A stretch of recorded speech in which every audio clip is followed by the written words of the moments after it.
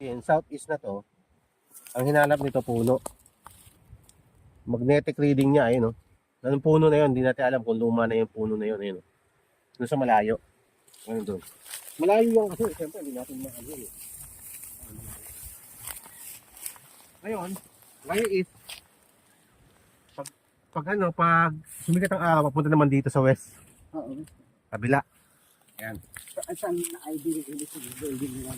Ayan, papunta naman dito. So ngayon,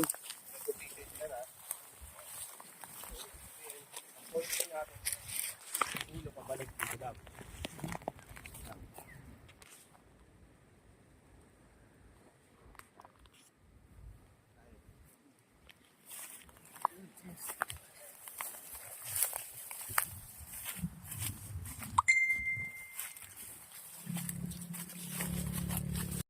So, ito yung parang head ng animal market na parang crocodile head.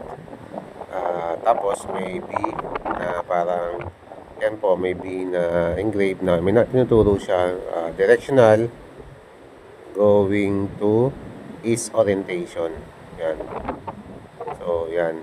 Tinuturo ko. Parang meron siyang pointing direction. Pero malapit lang dyan mismo sa may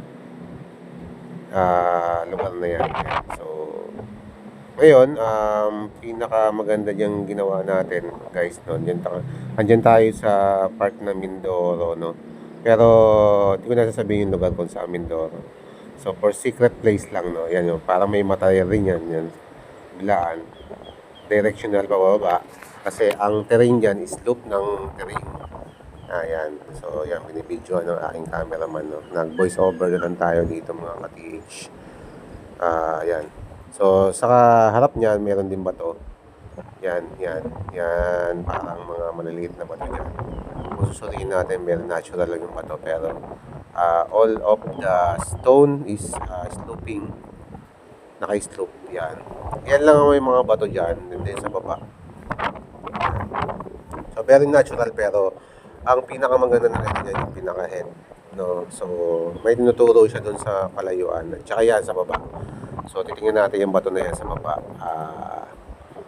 Yan. Puntahan natin. Napuntahan ko yan, guys. Ito. Mga ka-TH natin. Tinuturo ko na. So, pag nakita kong ganyan ng itsura, so, tinitingnan ko yung level ng lupa. Kung galaw ba yan, batong yan. So, although yan, nakalubog na bato is hindi nagalaw. Ito kasing isang batong ito, nasa ibabaw, posibleng nagalaw yan dahil ang terrain dyan is mataas talaga ng konti. So, posibleng formation of terrain ang itsura ng bato. So, kasi sloping yun, ano. So, dyan natin pinagmamasdan kung ang terrain, ano, buong bukid is galaw yan kasi ginawang palayan yung before. Yan. Yan siya, yan. So, makikita natin, yan. So, naka-slope yan ng onte. At very natural lang yung rock. Pero, kung titingnan natin siya is, pinorma siya ng terrain formation. Terrain formation yan. Inumove ko ba nga kung mamumove ba? Medyo hindi naman. Pero, kung titingnan natin yung bato na yun, parang hindi na siya nakalubog. Parang nasa ibabaw na lang. Pero, nakalak kasi yan item dyan sa mismong bato na yan at dun sa may head. So, dun ang pwedeng dyan nakalak ang item. Dyan sa lugar na yan. Sa kinakatayuan ko, guys. Yan, papunta dyan.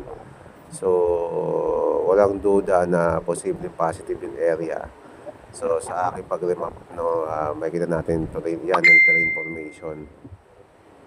So, makikita natin yan. Pero natural lang yung bato, pero may ibig sabihin yan. So, ako lang nakakaalam. Yan. So, yan. May mga parang bato na may mga letterings dyan na parang tinatawag nilang vein. Parang akala mo may magandang texture na bato na makintab.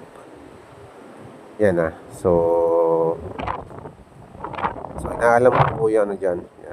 Yan. Kaya ako ginaganyan yan dahil yung sloping ng bato is terrain. Ganyan po itsura dyan sa area na yan. Kaya nagsagawa tayo ng remapping dyan. Naka-orientation po ng east yan. Kaya walang duda po na posible na meron item po dyan sa paligid, dyan sa harap niyan. Dyan sa harap niyan mismo. Kaya magkasagawa tayo dyan ng paglolocate, gagamit tayo ng mga magagandang gadget para makuha natin yung pinaka-target natin, mga ka-TH, no? So, yan, ha? So, tinitingnan ko yun mismong yan, pati yan, nakalubog na bato na yan. Although siguro may mga bato dyan sa paligid sa ilalim na kailangan palang HTMA ba? Posible po yan ganyan, sir. So, mga ka-TH natin, kaya pinag-aaralan natin gusto nang malaman po natin na bago tayo magsagawa ng remapping, ulayin po natin decoding, remapping para at least ito ba ay legit ba itong representation na to at coordinates sa bawat isa. So, yan lang, no? So, yan lang po nagtatapos ang aking pag-remove. So,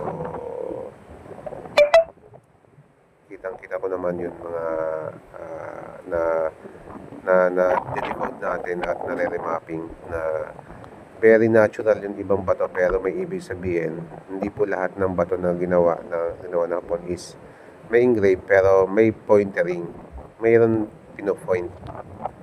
So, sinasagawa lang natin mga ka-TH. Napakita ko lang kung anong ibig sabihin po ng mga yan. No, so, kaya yung terrain dyan medyo mataas.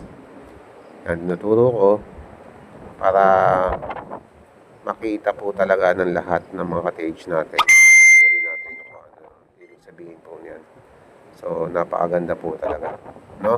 So, yun lang po mga ka-TH natin. So, shout out sa mga ka-TH natin taga Mindoro. So, dito tayo sa Mindoro ngayon, no? So, yan po. So, kaya ginagawa po natin yun. Tayo dito. Ito, ang trabaho nito, saan may nakabaon na gold. Kahit ilang yan west, doon naman lulubog. No? So, sunset. Ngayon, ito gagamitin natin.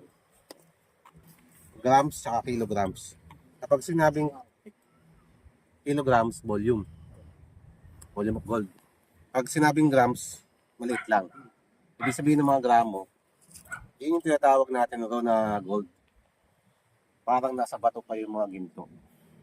Parang kala mo pwede pa siyang i-process. So hindi siya pwedeng sabihin natin volume na kasi hindi pa siya refine. Dapat volume.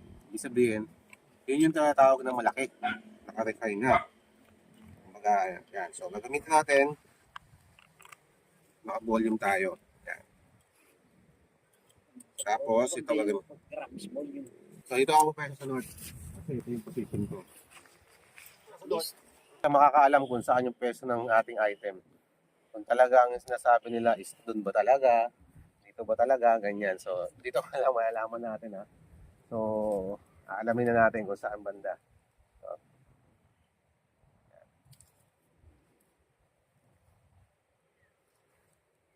nakabahan ako. Sana mayroon, no? Sana mayroon ba? One, two, three.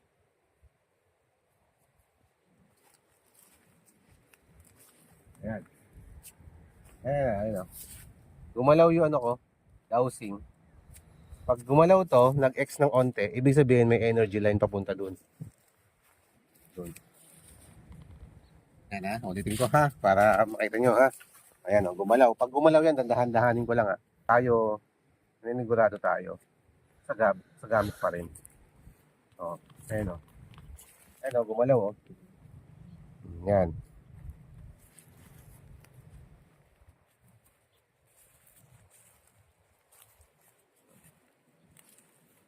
Tama, hindi siya gumalaw dito, ma'am, Hindi siya gumalaw dito, ibig sabihin wala dito. Yan, Yan, wala dyan, Hindi gumalaw. Pero dito gumalaw. Bakit gumalaw dito? Ngayon, lahat ng sulok dito, lahat ng dito banda, walang, sabi nila, magdadetect natin dito, volume daw dito. Pero ginamitan ko ng dowsing sa grams saka sa kilograms. Ang volume nandun banda, wala talaga dito mga kabinit. Tingnan nyo. Dito natin ito. May sinusundan lang siya isang deposit.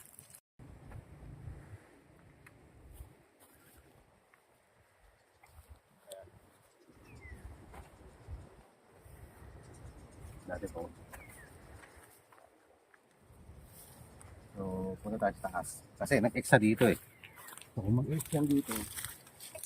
Oh, yan, ma'am. Ibig sabihin, malaki ito, ma'am. So explain. Oh, yan, oh. Ibig sabihin, dito may karga na deposit hanggang doon. Hanggang saan? Ang tingnan natin.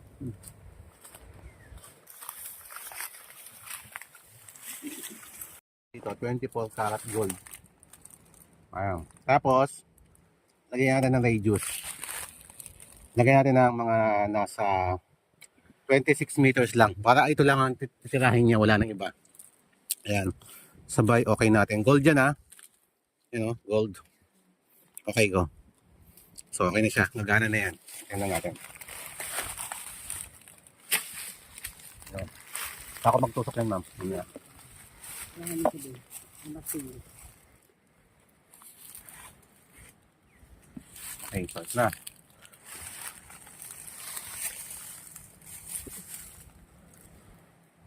One, two, three. Ayan. Ikaw ka ha. Kaya matuturo niyo ako. Ano siya? Ano yan? Naikot. Ayan.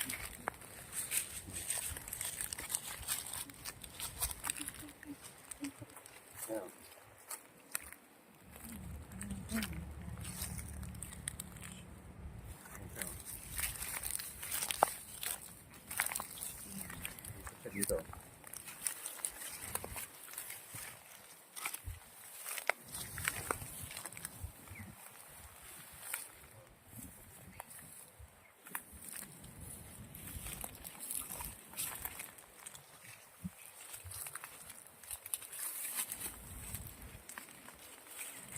Siya, umiikot siya dito talaga. Ayan. Okay.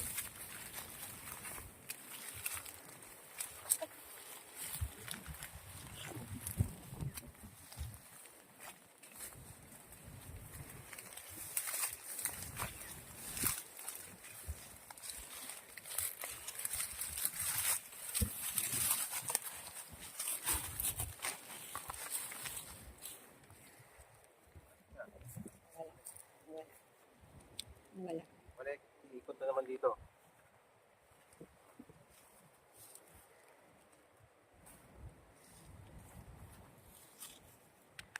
Mga napapansin kayo naman.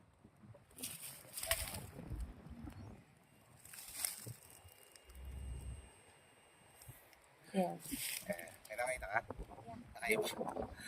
Nakaiba yun. Oo. Diba? Ulit. Ito. And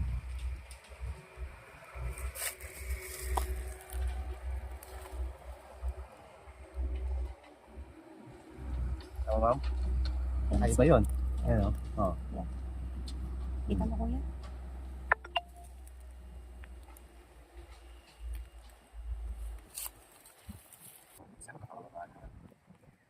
May mga tubig yan sa area. Mga kandila. Pero parang konti lang tubig.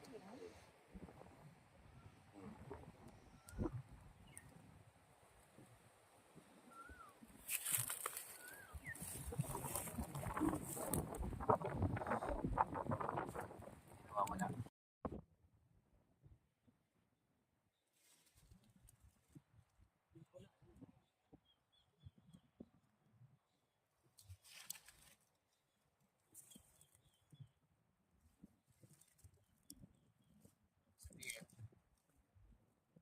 Yan sa lugar na yan, ma'am.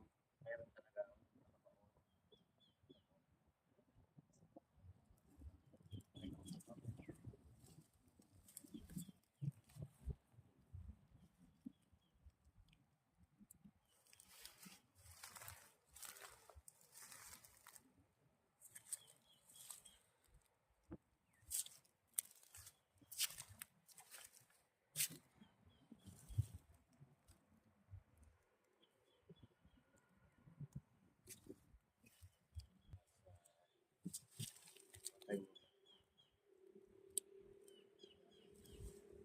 It's time to